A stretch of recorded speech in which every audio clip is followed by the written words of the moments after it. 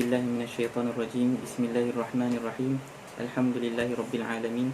Wassalatu wassalamu ala asyrafil anbiya wal mursalin sayyidina Muhammad wa ala alihi wa sahbihi ajma'in.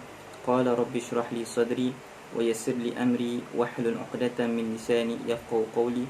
Allahumma yassir wa la tu'assir. Allahumma yassir wa la tu'assir. Allahumma yassir wa la tu'assir. Tuan-tuan yang dimuliakan sekalian, Assalamualaikum warahmatullahi wabarakatuh. Alhamdulillah, kita bersama di dalam bulan Ramadan. Kita menghayati ibadah puasa kita, menghayati juga ibadah qiyamul lail kita, ibadah solat malam kita bersama keluarga-keluarga kita. Tuan-tuan yang dimuliakan sekalian, semoga dengan sedikit amal ibadat yang kita lakukan ini, kita mohonkan pengharapan kepada Allah Subhanahu wa taala untuk menerimanya dan menjadikan kita bersama orang-orang yang bertakwa, insya-Allah. Amin ya rabbal alamin. Insya-Allah, tuan-tuan yang dimuliakan sekalian, pada sesi kali ini, pertemuan kali ini, kita akan membincangkan sedikit sebanyak tentang hikmah berpuasa. Apakah kelebihan bagi orang-orang yang berpuasa? Dan kita akan dapat tahu juga pada pertemuan yang sedikit ataupun yang ringkas ini berkenaan tentang apakah tingkatan-tingkatan orang yang berpuasa dan apakah perkara-perkara yang kita boleh lakukan untuk memperbaiki puasa kita. Jadi di sini ada 3 poin yang akan kita ambil bawa balik pada hari ini. Hikmah berpuasa, apakah jenis-jenis orang yang berpuasa, dan juga kemudian yang ketiga, apakah perkara-perkara yang kita boleh lakukan untuk memperbaiki puasa kita. Insya-Allah, sama-samalah tuan-tuan kita rujuk kepada ayat Al-Quran di dalam surah Al-Baqarah ayat yang ke-183. Sama-sama kita lihat dan kita membacanya. A'udzu billahi minasy syaithanir rajim. Bismillahirrahmanirrahim. Ya ayyuhalladzina amanu kutiba alaikumus siyam kama kutiba alal ladzina min qablikum la'allakum tattaqun. Shadaqallahul azim. Alhamdulillah, inilah dia ayat Al-Quran yang seringkali dibacakan dan seringkali diulangi pada setiap Ramadan kita. Apabila kita lihat di dalam ayat ini, Allah Subhanahu wa taala berfirman, A'udzu billahi minasyaitonir rajim. Bismillahirrahmanirrahim. Wahai orang-orang yang beriman, telah diwajibkan ke atas kamu berpuasa seperti mana yang telah diwajibkan kepada umat-umat yang datang sebelum kamu. Moga-moga dengan ibadah puasa ini dapat menambahkan lagi ketakwaan yang ada di dalam hati kita. Nah, tuan-tuan yang dimuliakan sekalian, ini adalah antara hikmah yang paling pertama dan utama sekali, iaitu hikmah untuk mendapatkan ketakwaan di sisi Allah Subhanahu wa taala. Tuan-tuan, bila kita baca ayat ini, kita pun dapat nampak bahawasanya Allah Subhanahu wa taala pernah berkata kepada umat-umat yang sebelum kita bahawasanya ada di antara mereka diwajibkan untuk melakukan ibadah puasa. Pernah tak kita terfikir, tuan-tuan, bagaimana agama-agama yang lain juga mempunyai ibadah berpuasa? Kita tengok kepada agama Hindu, ada puasa mereka. Kita tengok kepada agama Buddha, ada puasa mereka. Bahkan kepada agama-agama Samawi yang lain. Agama Samawi yang lain ialah itu agama Kristian, agama Yahudi, Bani Israel, dan semua ada membincangkan tentang puasa. Adakah perkara konsep puasa ini adalah konsep yang manusia sendiri yang laksanakan, atau tercetus daripada idea manusia untuk berpuasa? Ataupun di sebalik umat-umat terdahulu yang berpuasa, ada para nabi yang membawakan ajaran berpuasa tersebut? Di sini, tuan-tuan yang dimuliakan sekalian, bila kita lihat dari sudut hikmah kenapa agama-agama lain berpuasa, kita dapat nampak juga antara perkara yang membuatkan mereka nak berpuasa ialah untuk increase the spirituality dalam diri mereka. nak memperbaiki dan meningkatkan kerohanian mereka.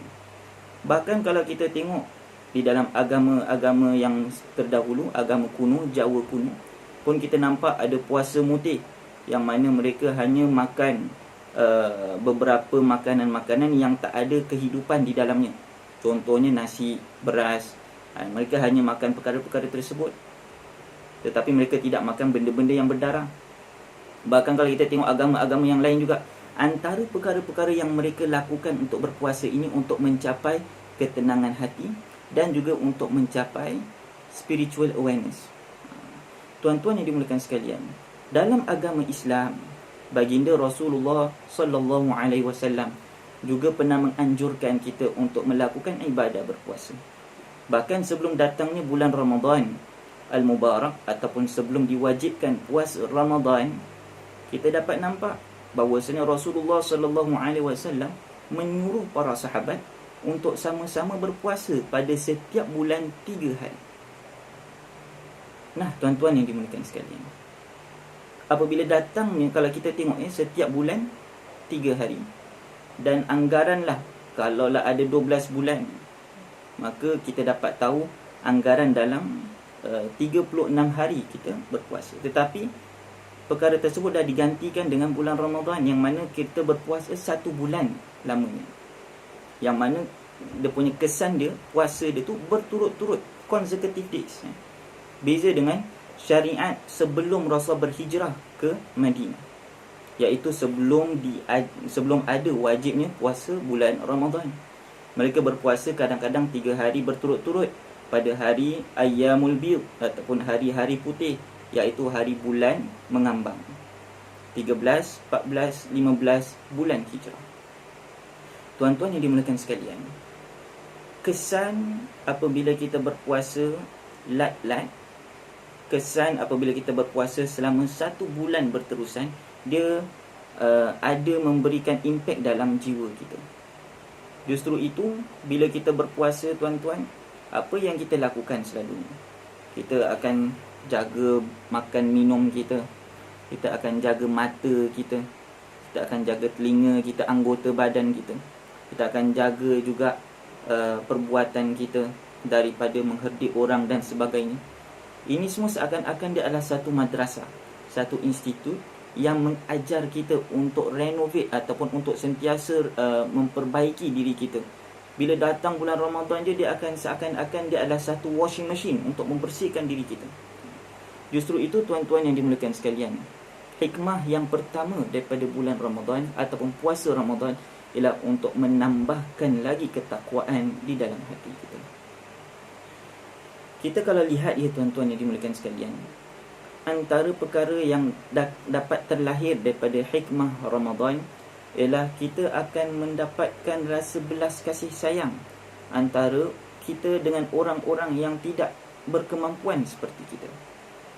Mungkin kita akan makan pada setiap iftar nasi dan juga beberapa jenis lauk, tetapi tidak pula kita teringat bahawasanya ada di antara saudara-saudara kita yang iftarnya hanya cukup dengan 1 biji kurma. Jadi dengan datangnya bulan Ramadan, dia menambahkan lagi empati dalam jiwa kita. Dan dengan melalui perkara-perkara yang mereka lalui selalunya, kesusahan, kepayahan dan sebagainya, membuatkan kita sentiasa terfikir terhadap kesusahan orang lain. Sekaligus membuatkan kita orang yang lebih bertimbang rasa kepada saudara-saudara kita yang lain. Inilah dia hikmah Ramadan yang kedua.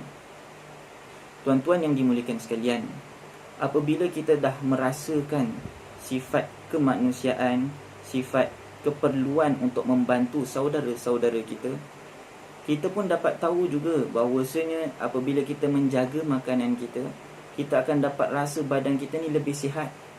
Dan kita dapat nampak juga kelebihan-kelebihan berpuasa dari sudut saintifik dan dari sudut ilmu perubatan.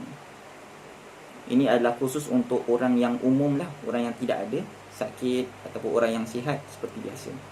Adapun orang yang sedang sakit, adapun orang yang ada keuzuran, maka perkara ini tidak akan membantu mereka, ataupun puasa ini tidak dapat membantu mereka untuk mendapatkan ketakwaan disebabkan oleh keadaan mereka yang apabila kalau mereka berpuasa memudaratkan diri mereka. Jadi daripada mana datangnya hikmah berpuasa tersebut? Oleh itulah Allah Subhanahu wa taala berfirman di dalam ayat Al-Quran pada ayat 184, sambungan daripada ayat yang mana Allah Taala telah berfirman tentang kewajiban berpuasa. Allah Taala berfirman, "Faman tatawwa'a Allah Taala berfirman, "Faman kana minkum maridan aw 'ala safarin fa'iddatun min ayyamin ukhra." Adapun di antara kamu yang sedang dalam keadaan kesusahan bermusafir ataupun dalam keadaan kesusahan kesakitan, maka pada ketika itu jatuhlah dibolehkan kepada kalian untuk membuka ataupun berbuka puasa dan tidak melakukan ibadah puasa. Disebabkan kerana tujuan berpuasa ini untuk menambahkan kerohanian kita, untuk menambahkan ketakwaan kita. Tetapi apabila tujuan itu tidak dapat tercapai, disebabkan bila kita berpuasa memudaratkan diri kita, maka kita dapat nampak hukum berpuasa kepada mereka tu pada ketika itu diringankan, dan mereka haruslah kalau sihat kemudian baru mereka kena puasa ulang, mereka kena qada puasa mereka.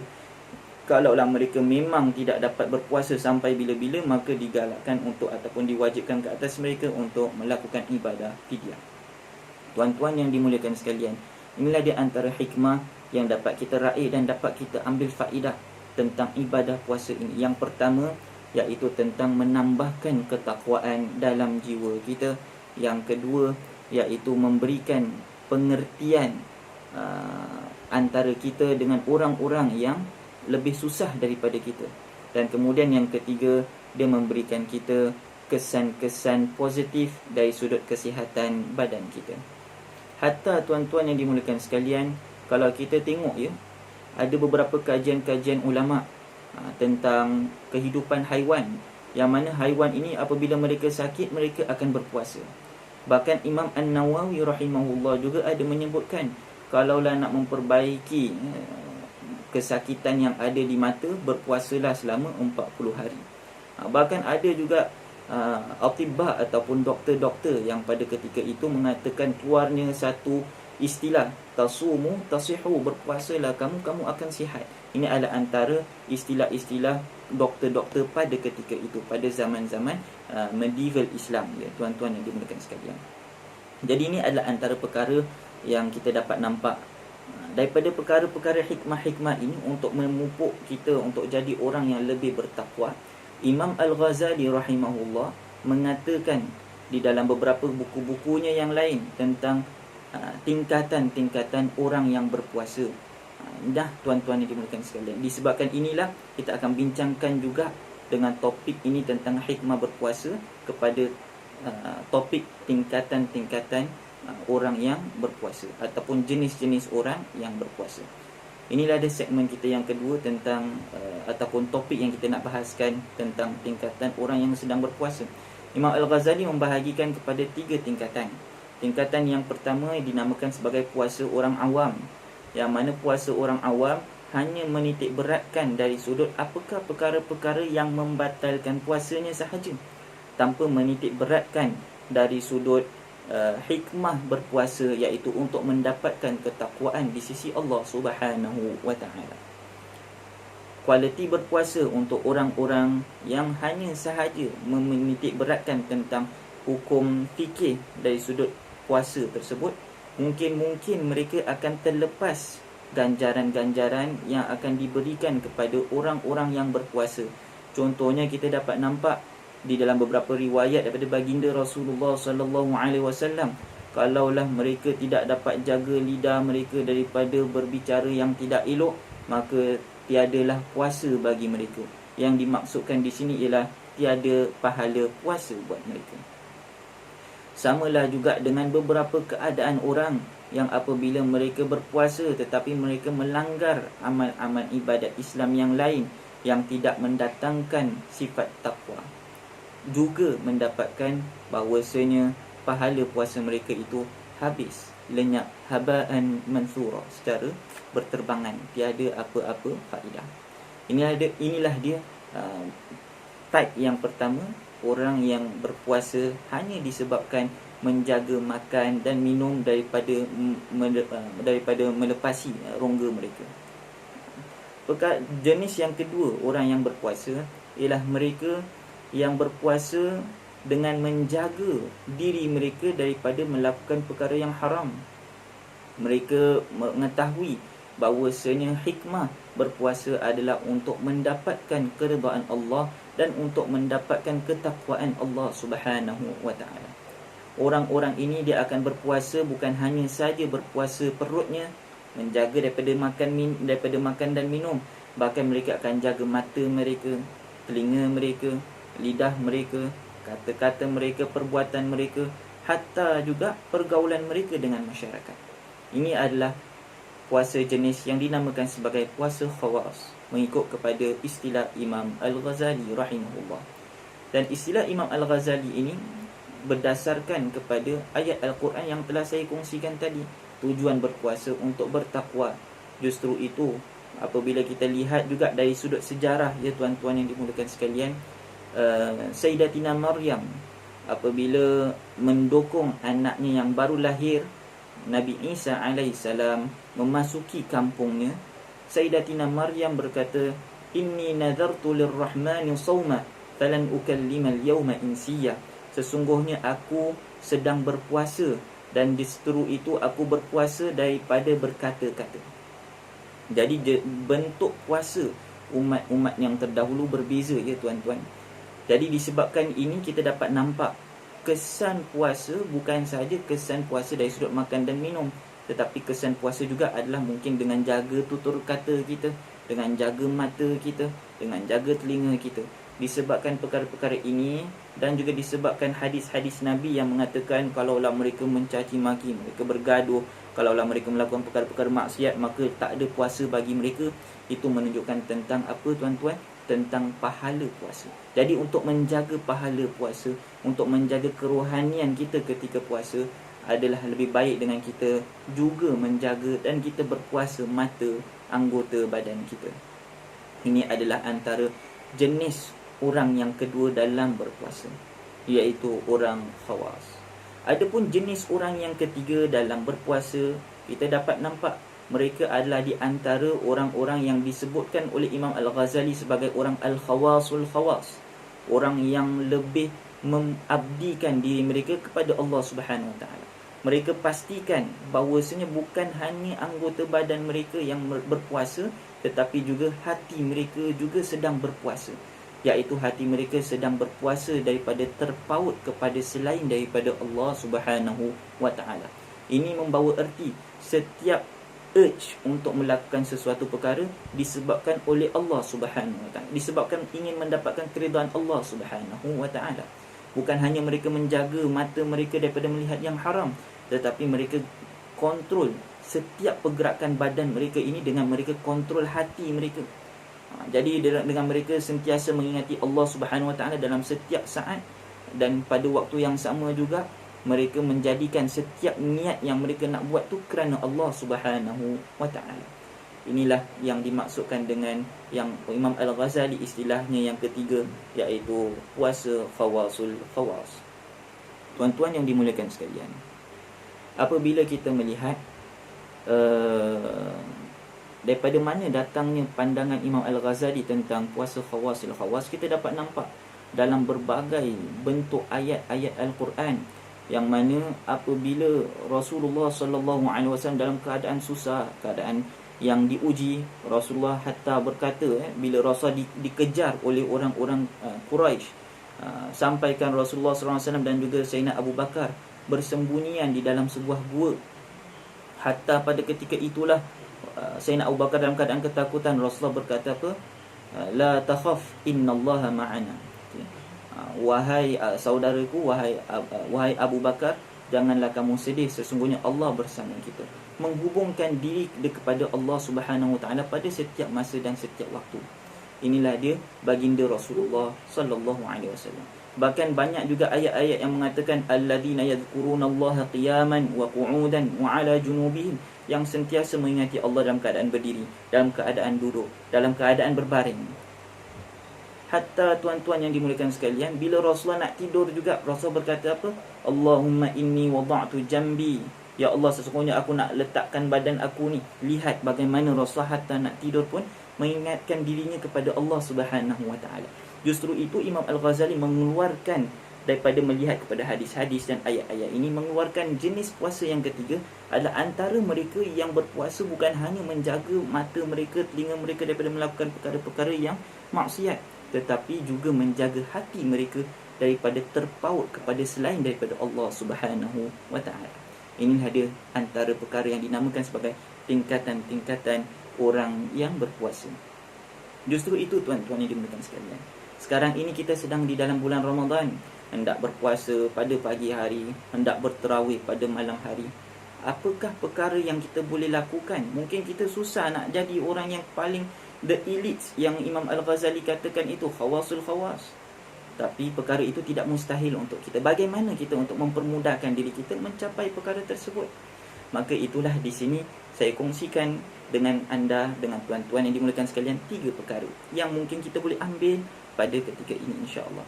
Yang pertama, setiap kali bila kita bangun tidur, setiap kali bila kita mulakan hari baru, sematkan dalam hati kita, hari ini aku nak jadi orang yang lebih baik.